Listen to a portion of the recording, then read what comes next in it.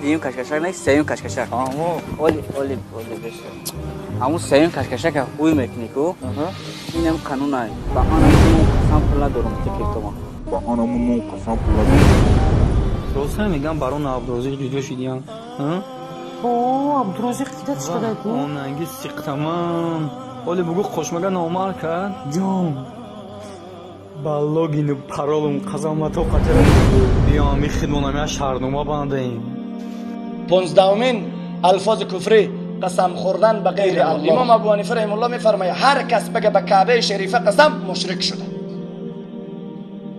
به کعبه قسم خوردن شرک است. به مدینه قسم خوردن شرک. به زیارت و به پیر صاحب و به سر دختر خو به سر بچه خو به سر مادر خو به سر خور خو قسم خوردن جز کلمات کفری است. قسم به الله به والله به بالله قسم میشه، به غیر از قسم نمیشه. امروز به هر چیز قسم میخوره و کسی که قسم یاد میکنه باید به الله و رسول و روز قیامت ایمان داشته باشه. باید قسم به غیر الله یاد نشه، چرا که الله از همه مخلوق با ما نزدیکتره. الله حل کننده هر مشکل است. الله از همه مخلوق با ما مهربانتر و خیرخواهتره و تمام نظام کائنات با تمام اسباب و ابزار مخلوق محتاج به الله است. الله محتاج احتیاج به کسی نیست.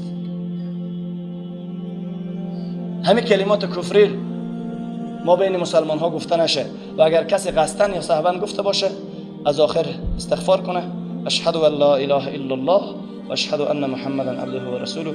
کلمات توبه استغفار کنه، دوباره تکرار نکنه و اجتناب بکنه از اینها.